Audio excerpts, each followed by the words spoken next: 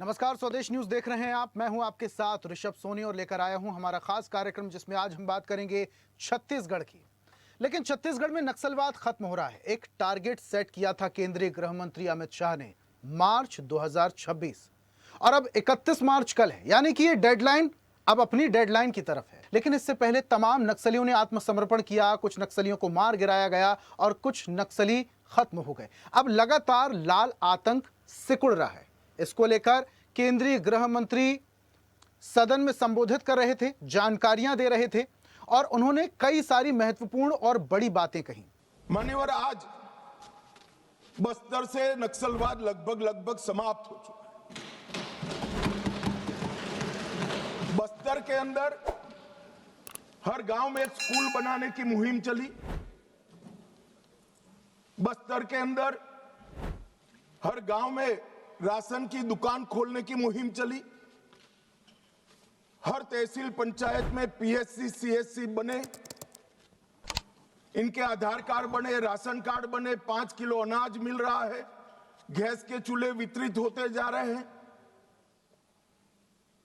मैं इतना ही पूछना चाहता हूं, नक्सलवाद की जो लोग यहां पर वकीलात कर रहे थे उनको, कि ये 70 से अब तक क्यों नहीं मिला। पूरे देश को तो 2014 में नरेंद्र मोदी जी की सरकार आने के बाद देश के हर गरीब को घर मिला, गैस मिला, शुद्ध पीने का पानी मिला, 5 लाख तक का बीमा मिला, प्रति व्यक्ति प्रति माह 5 किलो अनाज मुफ्त मिला। ये बस्तर वाले क्यों छूट गए थे? मैं इसलिए कहना चाहता हूं मान्यवर कि सत्य को झुठलाया जा रहा है। ये बस्तर वाले इसलिए छूट गए थे कि वहां लाल आतंक का परछाया था, इसलिए वहां विकास नहीं पहुंचा था। हिंसक नक्सल वारदातों में निरंतर कमी आती रही है और वो स्थिति अभी भी बनी हुई दिखती है। शासन की तरफ से ये भी बयान आ गया कि नक्सलवाद समाप्त करने की बात हम नहीं कर रहे, नक्सल विचारधारा कायम रह सकती है, हिंसक नक्सल घटनाओं की हम बात कर रहे हैं। तो शासन ने भी अपनी बात थोड़ी सी दोबारा परिभाषित की है कि नक्सलवाद की समाप्ति नहीं, हिंसा जो होती है उस पे हम पूर्ण रूप से नियंत्रण पाने में सफल होंगे। आगे देखना है कि नक्सल विचारधारा से जुड़े हिंसक गतिविधियों से लिप्त जो लोग हैं वो गतिविधियां अपनी कायम रख पाएंगे कि नहीं। इस पर आज हम चर्चा करेंगे। कुछ मेहमान हमारे साथ जुड़ रहे हैं, जल्दी से परिचय करवा देते हैं। बीजेपी से हमारे साथ रितेश मोहरे हैं। रितेश जी, बहुत स्वागत। और कांग्रेस का पक्ष रखने के लिए अनादि शुक्ला हैं। अनादि जी, आपका भी बहुत स्वागत। और चर्चा की शुरुआत अनादि जी आपसे ही करते हैं। अनादि जी, सुन पा रही हैं? अनादि जी, मेरी आवाज सुन पा रही हैं? जी, मुझे आ रही है आपकी आवाज। ठीक है अनादि जी, रेड कॉरिडोर को खत्म करने के लिए, लाल आतंक को खत्म करने के लिए जो टारगेट सेट किया गया था मार्च 2026, कल उसकी डेडलाइन है और आपकी तरफ से ये दावे किए जा रहे हैं कि अभी भी लाल आतंक है, नक्सलवाद है, लेकिन सरकार का और केंद्रीय गृह मंत्री अमित शाह का यह दावा है कि मुट्ठी भर बस अब नक्सली बचे और इनको जड़ से खत्म करने के लिए जवान अब उनका जो उनका घेराव कर रहे हैं और जड़ से खत्म कर दिया जाएगा। आप लोग ऐसा क्यों दावा कर रहे हैं कि नक्सलवाद अभी भी है? क्या खत्म नहीं हुआ? जी, बहुत बहुत धन्यवाद आपका और आप सभी को मेरा नमस्कार। देखिए, नक्सल मुक्त करने का जो संकल्प है भाजपा का, वो बहुत अच्छा है, बिल्कुल स्वागत के योग्य है। नक्सल की बहुत बड़ी समस्या, ये खत्म होनी भी चाहिए और जितनी जल्द हो सके उतना ज्यादा बेहतर है। अगर डेडलाइन तय की गई है तो ये अच्छी बात है और इस पे काम होना चाहिए। लेकिन मूल समस्या ये है कि आप नक्सली जो हैं दिख रहे हैं उनको तो खत्म कर सकते हैं, लेकिन उनकी विचारधारा का क्या? विचारधारा पे कोई बात नहीं हो रही। क्या उनके स्मृति ग्रंथ जला दिए जाएंगे, उनको खत्म कर दिया जाएगा? एक, क्योंकि विचारधारा की ही लड़ाई है नक्सलिज्म। जैसे ही एक विचार से ही नक्सलवाद पनपा था, तो उनकी विचारधारा को खत्म करने का कोई प्लान अभी तक तो सामने नहीं आया है। ना केंद्र की सरकार ने कुछ कहा है, ना राज्य की सरकार ने इस पे कुछ कहा है। और माननीय गृह मंत्री जी बार बार जो कह रहे हैं कि 60 साल का हिसाब मांगते हैं कि बस, तो आप इसको बोलकर 60 साल में आदिवासियों का विकास नहीं हो, आदिवासी नेतृत्व का आप तो अपमान कर रहे हैं। आपको मैं याद दिला दूं कि जब आप भाजपा का 1970 के दशक की बात है, तब बस्तर के बेटे जो थे अरविंद नेताम, उनको केंद्रीय मंत्रिमंडल में जगह मिली थी, वहां से विकास हुआ, वहां से डेवलपमेंट चालू हुआ। आप 12 साल की भाजपा की सरकार में देखिए कितने मंत्री बने हैं बस्तर से, कोई मंत्री बना आज तक कोई मंत्री नहीं दिखाई दिया। इसके बाद वो कृषि राज्य मंत्री बनकर भी रहे 90 के दशक के करीब, तो उन्होंने वहां पे डेवलपमेंट किया। फिर उसके बाद बस्तर का जो एनएमडीसी वगैरह प्लांट वगैरह जो वहां पे शुरू हुआ था नगरनार का, वो भी कांग्रेस के समय शुरू हुआ। तो अमित शाह जी जो कह रहे हैं कि इतिहास की बात कर रहे हैं, उनको अब भविष्य पे ज्यादा ध्यान देना चाहिए कि अब ठीक है नक्सलवाद खत्म हो रहा है, लेकिन क्या आप रेड कॉर्पेट बिछाना चाह रहे हैं वहां पे लाल आतंक को खत्म करके? आप वहां पे क्या गारंटी है कि आप वहां की जमीनें हसदेव के जंगल की तरह अपने कॉर्पोरेट फ्रेंड्स को नहीं देंगे? इसकी कोई गारंटी है कि बस्तर का आदिवासी अपनी जमीन के लिए आगे के समय में जूझेगा नहीं या उसकी वजह से परेशान नहीं होगा? ये सारी बातें बहुत ज्यादा बड़े बड़े सवाल हैं जिसपे भाजपा को मुख्य तौर से जवाब देना चाहिए। लेकिन ये वही इतिहास की बातें लेकर के बैठ जाते हैं कि कांग्रेस ने ये नहीं किया। आप क्या कर रहे हैं? आप इस पे बात करिए ना कि आगे का रोड मैप क्या है बस्तर को लेकर के। क्या वहां के जो मिनरल्स हैं उसको निकालने के लिए आप वहां के आदिवासियों की जमीन नहीं छीन लेंगे? उनकी जल जंगल जमीन का हक, उनकी संस्कृति को बचाए रखने की जो बातें हैं वो कौन करेगा आने वाले समय में? सरकार को करना चाहिए। इस पे एक शब्द नहीं बोल रही है, ना केंद्र की सरकार बात कर रही है, ना राज्य की सरकार इस पे बात कर रही है। अनादि जी, एक बात मैं आपसे और समझना चाहूंगा। कांग्रेस पार्टी को ना निर्वाचन आयोग पर भरोसा है, ना केंद्र सरकार पर भरोसा है, राज्य सरकार पर तो भरोसा है ही नहीं। इसीलिए भूपेश बघेल आरोप लगाते हैं जब करेगोट्टा में मुठभेड़ होती है और वहां पर कई सारे नक्सलियों को मार दिया जाता है, तो भूपेश बघेल सवाल उठाते हैं कि पता कर लिया जाए पहले वो नक्सली हैं या आदिवासी। किसी आदिवासी के पास गोला बारूद, ड्रेस और हथियार नहीं मिलेंगे। इस तरीके के आरोप लगातार आप लोग लगाते आए। सवाल यह है कि क्या सेना के जवानों पर भी आप लोगों को भरोसा नहीं है? जी, यहाँ पे जवानों की बात बिल्कुल नहीं हो रही है। सुरक्षा बल अपना काम बिल्कुल अच्छे तरीके से कर रहे हैं। उनके अदम्य साहस को हमारा नमस्कार है, हमारा मैंने ये सलाम सवाल है, इसलिए क्योंकि किया अनादि जी क्योंकि कोई भी बीजेपी का नेता मंत्री वहां पर मुठभेड़ में नहीं था। उस दौरान सेना के जवान ही थे, उस दौरान सिपाही अपना कर्तव्य निभा रहे थे और गोली भी खा रहे थे, घायल भी हो रहे थे। आप लोग सवाल उठाते हैं तो सिर्फ वो सवाल नेता या मंत्री पर, सरकार पर नहीं उठता, वो जवानों पर भी उठता है। जी, मैं राज्य की पुलिस की बात कर लेती हूँ इस पे। जब भूपेश बघेल जी की सरकार थी तो जस्टिस पटनायक की कमेटी बनाई गई थी। उस कमेटी के द्वारा लगभग 1000 से ज्यादा ऐसे मामले थे जो जेल में आदिवासियों को भरने के थे कि बिना वजह उनको वहां रखा गया था, और लगभग 500 से ज्यादा आदिवासियों को रिहाई भी दी गई थी क्योंकि उनपे कोई मामला बनता ही नहीं था, झूठे मामले बने थे। तो जब सुप्रीम कोर्ट से ये फैसला आ जाता है कि आदिवासियों पे झूठे मामले बना के उनको इतने सालों से जेल के अंदर बंद किया गया है, तो ये सवाल तो उठना बिल्कुल जायज है कि आप आदिवासियों को मुखबिर बता करके वहां की पुलिस उठा के ले जा रही है। पुलिस प्रशासन के ही हिसाब से काम करती है, राज्य के हिसाब से ही काम करती है, सरकार के हिसाब से काम करती है। तो यहाँ पे आप सिर्फ आंकड़े दिखाने के लिए जो मासूम आदिवासी है उनको जेल में भरेंगे तो बिल्कुल हम सवाल उठाएंगे। और ये साबित हो भी चुका है कि ऐसा पहले किया है। रमन सिंह की सरकार जब 15 साल थी तो ऐसे फर्जी एनकाउंटर दिखाए गए, ऐसे फर्जी आदिवासियों को मुखबिर बता करके जेल में ठूसा गया। उनको तो पता भी नहीं कि किस तरह से न्यायिक हिरासत में है वो और इससे किस तरह से बाहर आना है। उनको कोई अपने हक का उतना मालूम नहीं था। तो ये सारी चीजें हुई हैं और इस पे सवाल का जवाब मैं उठाए रितेश जी जाएंगे से लेता हूं। रितेश जी, इस सवाल का जवाब आप दीजिएगा, लेकिन इससे बड़ा सवाल है मेरे पास। आप लोग जिस तरीके से कार्रवाई की बात कर रहे हैं, कार्रवाई का दम भर रहे हैं कि लाल आतंक को जड़ से हम खत्म कर रहे हैं, लाल आतंक लगातार सिकुड़ रहा है, रेड कॉरिडोर सिकुड़ रहा है। अभी मैं सुन रहा था केंद्रीय गृह मंत्री अमित शाह सदन में भाषण दे रहे थे, जानकारियां भी दे रहे थे, लेकिन मुझे एक बात जाननी है आप लोगों से। नक्सलियों को तो आप गोली से खत्म कर देंगे, क्योंकि आप लोगों ने तो एक बात कह दी है कि गोली का जवाब गोली से और बोली का जवाब बोली से। अब एक बात बताइए कि जो नक्सली गोली का जवाब मांग रहे हैं उनको तो आप गोली से खत्म कर देंगे, नक्सलवाद की विचारधारा को कैसे खत्म करेंगे? गोली से। जी, सबसे पहले स्वदेश न्यूज़ के सभी दर्शकों को नमस्कार। मैं आपको बता देना चाहता हूँ, ये नक्सलवाद कोई अभी का नहीं है। ये बहुत पहले जब भारत आजाद हुआ था तो जमीन उन्मूलन आंदोलन को लेकर पश्चिम बंगाल से नक्सलवाड़ी से आंदोलन चालू हुआ था। मैं आपको बता देना चाहता हूँ, उस समय देश में सरकार कांग्रेस की थी। लगातार उन्होंने कम्युनिस्ट पार्टी के लोगों के साथ साठगांठ करके देश में केंद्र सरकार चलाई है, लंबे समय तक इस देश के अंदर राज किया है। आज उसी का नतीजा है। दूसरी बात है कि जब बात यहाँ प्रश्न उठ रही है कि विचारधारा को कैसे खत्म किया जाए, तो मैं आपको बता देना चाहता हूँ, आज पश्चिम बंगाल होगा चाहे केरल होगा, कई जगह पे आपने देखा कि जब यही कम्युनिस्ट पार्टी के लोग जब वहां पर काम करते थे तो कांग्रेस के साथ थे, भारतीय जनता पार्टी या हमारे जो संघ विचारधारा के लोग हैं वहां पर जाके काम करते थे, तो इन्हीं के द्वारा हमारे कार्यकर्ताओं की हत्या की जाती थी, जिसका विरोध करने पर कांग्रेस करते थे कि सांप्रदायिक हमला हुआ रहा है। मुझे लगता है कि कथनी और करनी का बड़ा अंतर आता है। हम विचारधारा को खत्म करने का कई दशकों से प्रयास कर रहे हैं। संघ 1925 से काम कर रहा है कि यह देश, पूरा भारत ये एक राष्ट्र है जहां हम सब मिलकर करते हैं। यहाँ इस प्रकार की वामपंथी मैं विचारधारा बहुत नहीं चल निवेदन के सकती। साथ में आपको बीच में रोक रहा हूँ, बीच में आपको टोक रहा हूँ। रितेश जी, बहुत बहुत निवेदन के साथ में आपको टोक रहा हूँ। अभी आपने जिक्र किया किस तरीके से नक्सलवाद फला फूला, किस तरीके कहाँ से सृजन हुआ उसका।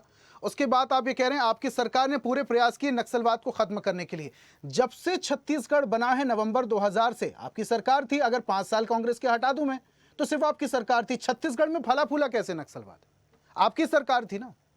मैं आपको बता देना चाहता हूँ, जब छत्तीसगढ़ राज्य बना, माननीय अजीत जोगी जो कांग्रेस, इन्हीं के जो नेता जो है उनको बैठाया गया था, जिनको इन्हीं के नेता भूपेश बघेल के द्वारा फर्जी आदिवासी कहकर उनको हटाया गया। उन्हीं के समय ज्यादा नक्सलवाद फैला फूला था और नक्सलवाद पे इन्होंने बहुत पैसा बटोरा है। और बात ये करते, हम आज पूरा नक्सलियों को समेटने का काम किए। आज 2700 से अधिक नक्सली जो है सरेंडर की स्थिति में है, 553 से अधिक जो लोग है और 1400 लगभग जो है मारे गए। तो मुझे लगता है कि बहुत बड़ी उपलब्धि है। 4 राज्यों की जो समन्वय बैठक नहीं हो पाती थी, कांग्रेस कह रही है वो केंद्रीय आदिवासी मंत्री अमित शाह जी मौजूद आदिवासी, अरे मतलब ये एक नक्सली आके उनको बताते हैं क्या? कांग्रेस के नेताओं को, भूपेश बघेल जी इनके नेताओं को बताते हैं क्या हम आदिवासी है? मुझे लगता है कि इनको अध्ययन करने की आवश्यकता है। बस्तर के क्षेत्र में घूमने, केवल इन्होंने केंद्रीय मंत्री अरविंद नेताम ने बताया। अरविंद नेताम जी की बात बता देना चाहता हूँ। इस वर्ष उन्होंने संघ के कार्यालय में कहा कि मैंने जीवन की सबसे बड़ी गलती की मैं कांग्रेस का कार्यकर्ता के रूप में काम किया। आज आदिवासी क्षेत्रों में सबसे ज्यादा काम करने वाला कोई काम करता है तो भारतीय जनता पार्टी हो और आरएसएस के लोग काम करते। तो मुझे लगता है कि हम काम कर रहे हैं। ये अरविंद नेताम जी खुद उनके अपने मुंह से कथनी आई है, बड़े बड़े समाचार पत्रों में और न्यूज़पेपरों में आई थी। तो मुझे लगता है कि काम केवल किया है तो हमारे लोगों ने किया है, हमने किया, कुर्बानियां दी है तो हमने और हमारे लोगों ने किया है। और आज जो है बहुत थोड़े से मुट्ठी भर नक्सली जो बचे हुए हैं, निश्चित रूप से केंद्रीय मंत्री आज अमित शाह जी ने जो कहा है, और वो मुट्ठी भर लोग भी कुछ दिनों में वो समर्पण करेंगे या तो वो मारे जाएंगे। आज विकास की गाथा आज बस्तर के अंदर देखी जा रही है। एकलव्य विद्यालय के माध्यम से भर्ती हो रही है। आज वहां पर पोस्ट ऑफिस खुल रहे हैं, बैंक खुल रहे हैं और मोबाइल टावर नेटवर्क बड़ा बिछ रहा है। मैं आपको बता रितेश जी, लेकिन अभी भाषण के दौरान केंद्रीय गृह मंत्री ने कह दिया है कि जो नक्सली हथियार डालेगा उसी से ही बातचीत होगी। और आपकी तरफ से तो तैयारी पूरी कर ली गई है कि जो जवान हैं, वो जो सिपाही हैं, उन्होंने नक्सलियों को घेर लिया है। जो मुट्ठी भर नक्सली हैं, अगर वो बात नहीं करते, हथियार नहीं डालते तो गोली खाएंगे। बिल्कुल बिल्कुल, जो जिन्होंने खून बहाया है ग्रामीण आदिवासियों का, नेताओं का, इनके खुद कांग्रेस के नेता बहुत शहीद हुए इस मामले में, महेंद्र कर्मा जी से लेकर के और अन्य नेता हमारे बहुत सारे कार्यकर्ता। तो उनकी शहादत का जवाब कौन देगा? आज कांग्रेस के लोग जवाब मांग रहे हैं और प्रश्न कर रहे हैं। ये वो दिन याद रखिए, 2018 से 2023 तक इनकी सरकार थी। इन्होंने झीरम घाटी को लेकर के जो उनको सच आना था, इन्होंने एनआईए को हटा करके अपनी जांच रिपोर्ट वहां पर जब प्रस्तुत किया तो इन्होंने कोई सबूत सामने नहीं लाया। तो मुझे लगता है कि सबसे बड़ा हमने एक प्रकार से उनके साथ न्याय करने का काम किया। आज नक्सलियों को खत्म कर सरकार को मुट्ठी भर नक्सलियों से बातचीत करने की जरूरत है, क्योंकि कई बार ऐसा भी हुआ है कि लोगों की मजबूरी का फायदा उठाकर बड़े जो कैडर के नक्सली थे वो अपने गुट में शामिल कर लेते थे और नक्सलवाद की विचारधारा में शामिल कर लेते थे। तो कहीं ना कहीं बहकावे के कारण भी कुछ लोग नक्सलवाद का रास्ता अपनाते हैं। तो आपको नहीं लगता कि सरकार को एक आखिरी बार बातचीत करना चाहिए, बातचीत का रास्ता अपनाना चाहिए? देखिए, प्रयास बिल्कुल चल रहा है, तो कई सालों से चल रहा है। माननीय विजय शर्मा जी हमारे राज्य के गृह मंत्री है, उनके माध्यम से भी, और राज्य सरकार के बहुत प्रशासनिक अधिकारी है, आईपीएस है, पुलिस बटालियन के लोग प्रयास कर रहे हैं। बहुत सारे नक्सलियों से बातचीत करने के लिए बहुत सारे पत्रकार भी वहां काम कर रहे हैं और वो सिलेंडर भी कर रहे हैं। मुझे लगता है कि थोड़े से समय की और भी आवश्यकता है कि जो इतने नक्सली जो मारे गए या सरेंडर किए, अभी कुछ दिन पहले भी बहुत बड़े एक नक्सली नेता जो है अपने सरेंडर किए अपने सैकड़ों नक्सलियों के साथ। तो एक बहुत बड़ी जीत राज्य सरकार, केंद्र सरकार की है और जनता की है और उन पुलिस जवानों की है जिन्होंने इतनी मेहनत करके इतना काम किया और बस्तर नक्सल मुक्त करने करने का बहुत बड़ा काम जो है चार जो फोर्स ने किया, बहुत बड़ी सफलता। मुझे लगता है कि उनसे बातचीत का रास्ता भी चला, अगर वो बातचीत के रास्ते से अगर वो भटकेंगे तो निश्चित रूप से जो उनको जिस भाषा में समझ में आता होगा, हमारी सरकार और हमारे पुलिस जवान तो सुरक्षा बल उनको उसी भाषा में खैर जवाब रितेश जी, देंगे, देखिए ताकि सैकड़ों की संख्या में अगर नक्सली आत्मसमर्पण करते हैं तो कहीं ना कहीं ये तारीफ काबिल है, इस बात की सराहना की जानी चाहिए, क्योंकि इससे कहीं ना कहीं जवानों का हौसला अफजाई होता है। लेकिन अनादि जी, जब आपके नेता सवाल उठा देते हैं कार्रवाई पर, सेना के जवानों पर, तो कहीं ना कहीं हौसला डाउन होता है। और एक कांग्रेस पार्टी है जिसने सबसे बड़ा दंश आतंकवाद का झेला है। झीरम घाटी कांड आपके कोई भी कार्यकर्ता कभी ना भूले होंगे। इनफैक्ट जो बीजेपी पार्टी है उनके भी नेता कई बार झीरम घाटी कांड का जिक्र कर देते हैं। भूपेश बघेल कहते हैं कि सारे सबूत मेरे पास है, सीडी मेरे पास है, जेब में रखकर घूमता हूं, लेकिन सार्वजनिक नहीं करते। और जब इस तरीके की कार्रवाई करते हैं तो आप लोग सवाल उठाते हैं। आपको नहीं लगता कि आप लोगों के ऐसे सवाल से जवानों का मनोबल टूटता है? कम से कम आप लोगों को सही चीजों की तो तारीफ या सराहना करनी चाहिए। जी जी बिल्कुल, मैंने तो पहले ही कहा कि बस्तर को नक्सलवाद से मुक्त करने का संकल्प बिल्कुल स्वागत योग्य है। इसका स्वागत होना चाहिए, हम इसमें साथ खड़े हैं सरकार के। लेकिन जो अभी बार बार रितेश जी कह रहे थे कि आरएसएस ने ये किया, आरएसएस ने वो किया, तो मैं इनको बोलना चाहूंगी कि आप अगर आरएसएस से सब कुछ कर रही है तो आप बोलिए गृह मंत्री जी से, माननीय गृह मंत्री जी से कि इस्तीफा दे दीजिए और नागपुर को ही सौंप दीजिए सत्ता की पूरी बागडोर। जवाबदेही सरकार की होती है, किसी सत्ता की नहीं होती, किसी संस्था की नहीं होती। आपको ये ध्यान में रखना चाहिए। और बस्तर, अरविंद नेताजी से जाके पूछिए, मुझे वो बोलने आरएसएस कर रहे दीजिए हैं। रितेश जी, आपने रितेश अरविंद जी, नेताजी की बात रितेश किया जी, था, आप एक बात कीजिए। बार-बार आप बोलेंगे, यहाँ पर जो बात कर रहे आप हैं, बार-बार चिल्लाएंगे तो इससे बात आरएसएस हमारी समझ मातृ में नहीं संगठन आएगी। है, हम सेवा भाव के ऊपर जी। काम करते हैं। आरएसएस तो राजनीतिक बिल्कुल दल के ऊपर भारतीय बस्तर जनता के पार्टी का आदिवासियों को कार्यक्रम नागपुर होती से है। प्रसाद नहीं चाहिए रितेश मौर्य जी, दिल्ली से अपना हक चाहिए उनको, अपनी जल जमीन कांग्रेस का के हक चाहिए, ना कि नागपुर का प्रसाद के चाहिए। करने से चाहिए। और राहुल दूसरी गांधी जी बात को जो आप कह रहे हैं, जी आप बीच में मत बोलिए, मैं अपनी बात पूरी कर लेती हूँ, फिर आपको पूरा समय मिलेगा बोलने के लिए। और आप आरएसएस की बात मत लाइए, यहाँ पे सत्ता पक्ष की बात हो रही है, ठीक है। और जो अभी आप पूछ रहे थे मुझसे कि झीरम की जो बात है, तो हमने जब सत्ता में आए थे भूपेश बघेल जी, तो पहले दिन ही हमने कमेटी बिठाई, एसआईटी का गठन किया, लेकिन एनआईए ने हमको सपोर्ट नहीं किया। ये बात सर्वविदित है कि केंद्रीय जांच एजेंसियों के सहयोग ना करने की वजह से कि मामला उलझा रहा, कभी केंद्र में कभी राज्य में, और इस बीच 5 साल निकल गए। हमें और समय मिलता तो बिल्कुल झीरम घाटी पे जांच होती। और झीरम की बात, आप उस समय भी भाजपा की सरकार थी, उस समय भी ये हमको सुरक्षा नहीं दे पाया। और अभी कुछ दिन पहले ही झीरम में जहाँ पे शहीदों का स्मारक बना हुआ है, वहां पे तोड़फोड़ की घटना हुई है। तो भाजपा तो न तब सुरक्षा दे पाई थी, ना आज के डेट में सुरक्षा दे पा रही है। क्या आप बोल सकते हैं बिल्कुल दावे के साथ में कि आज बस्तर के जो सुदूर कोने हैं, जैसे सुकमा है, वहां से आगे कोंटा की जो जगह है, वहां पे अगर कोई घूमने जाना चाहे, एज ए टूरिस्ट जाना चाहे, तो बिल्कुल सेफ होगा, उसको कोई डर के जाने की जरूरत नहीं है। छत्तीसगढ़ की जो इमेज पूरे देश में बन रखी है कि अरे छत्तीसगढ़ नहीं जाना चाहिए, वहां पे तो नक्सली होते हैं, तो क्या इस इमेज से आप बाहर ला पाएंगे छत्तीसगढ़ को? इसका क्या है रोड मैप आपके पास? इसका कोई जवाब नहीं है भाजपा के पास में। ये सिर्फ पास्ट की बातें कर सकते हैं। अब आप आरएसएस को ले आएंगे बीच में, तो ये बिल्कुल गलत है। आप अपनी जवाबदेही तय करिए। आरएसएस और भाजपा, सत्ता में भाजपा है ना कि सत्ता में आरएसएस है, आप जो भी मानते हो, लेकिन देश भाजपा को वोट दे रहा है। लेकिन देश आनंदी जी, भाजपा आपको भी जनता ने सत्ता मौका में दिया था, देखता है। 5 साल का वक्त था, लेकिन आप लोगों ने लोन वराटू अभियान बस चलाया, उसके अलावा तो और कोई कार्रवाई नक्सलियों के खिलाफ हुई नहीं थी आपके जी शासनकाल में। सिर्फ लोन वराटू अभियान कभी चलाया भी गया था आपकी तरफ से। ऋषभ जी, मैं कुछ कहना भाजपा चाहूंगा उनकी बातों केवल में। इलाज बंदूक से करना चाहती है, लेकिन ये समस्या सिर्फ और सिर्फ बंदूक की नहीं है। ये समस्या इसके साथ बहुत बड़ी है। नहीं असली अनादि बीमारी जी, अभाव और देखिए, अन्याय की है। पुनर्वास अभाव और नीति के अन्याय की तहत समस्या को उस तरह से आप जो आरोप जी। लगा रही हैं, लोन वराटू अभियान में ऐसा कोई जिक्र नहीं था। लेकिन अभी की सरकार में जो नीति लाई गई है पुनर्वास नीति के चलते, उसमें नक्सली जो सरेंडर करते हैं उन्हें सुविधाएं भी मिल रही हैं, और इसको लेकर कई बार प्रेस विज्ञप्ति भी जारी की गई। लास्ट कमेंट रितेश जी, लास्ट कमेंट, 20 सेकंड जल्दी से बोलिए अपनी बात। जी जी जी जी जी, मैं अनादि जी को जवाब देते हुए आपको मैं कमेंट करना चाहूंगा। अनादि जी ने जो कहा दंतेवाड़ा हुआ कि मेरे साथ कई बार घूमने चलिए, बहुत सारे अदर राष्ट्र के देश राज्य के लोग भी वहां घूमने आते हैं। भद्राचलम का जो रोड लगता है, मुझे लगता है कि आज वो भयमुक्त आतंक का क्षेत्र हो गया है, इसीलिए अनादि जी को जानकारी नहीं है, वहां पर वो जाते नहीं है घूमने के लिए। दूसरी बात मैं बताना चाहता हूँ, नक्सलवाद एक अभिशाप था जिससे आज केंद्र सरकार, राज्य सरकार और भी जो ज्वाइंट ऑपरेशन के तहत उड़ीसा, झारखंड और एमपी और महाराष्ट्र के ज्वाइंट ऑपरेशन के तहत जो नक्सली खात्मा हो रहे हैं, इससे कांग्रेसियों को बड़ा दर्द है, क्योंकि वो सत्ता से वैसी बेदखल है। आने वाले समय में क्योंकि भारतीय जनता पार्टी को चला सकता है, कोई दर्द नहीं है। दर्द होता तो सबसे पहले आप जमानत कवासी लखमा कराते, बिट्टू को क्यों नजर कर रहे हैं? कवासी लखमा का जमानत क्यों बंद नहीं करवाए? कवासी लखमा का जमानत पहले क्यों नहीं करा पता है? दीजिए क्यों 82 लाख का जमानत क्यों नहीं करवाए? 82 लाख का जमानत पहले क्यों नहीं कराए? भूपेश बघेल के बेटे की जमानत पहले कैसे हो गया? चलिए ठीक है रितेश जी, अनादि जी, लाल आतंक सिकुड़ रहा है, इसमें कोई दो राय नहीं है, लेकिन इसको लेकर जो सियासत हो रही है ये कब तक चलेगी देखेंगे। रितेश जी बहुत शुक्रिया हमारे साथ जुड़ने के लिए। अनादि जी आपका भी बहुत बहुत धन्यवाद हमारे साथ जुड़ने के लिए, चर्चा में शामिल होने के लिए और अपने तर्क रखने के लिए। आज हम बात कर रहे थे लाल आतंक के दी एंड की। लाल आतंक दी एंड होने की कगार पर है, यानी कि जो डेडलाइन तय की गई थी लाल आतंक की, उसकी डेडलाइन कल है। अब शाह ने तो ये दावा कर दिया है कि देश से रेड कॉरिडोर को जड़ से खत्म कर दिया जाएगा और जो थोड़े बहुत मुट्ठी भर नक्सली बचे हैं उन्हें भी खत्म कर दिया जाएगा, लेकिन इसको लेकर जो सियासत हो रही है वो कब तक चलेगी ये आने वाला वक्त बताएगा। खास पेशकश में फिलहाल इतना ही। देखते रहिए स्वदेश न्यूज, सबसे पहले देश।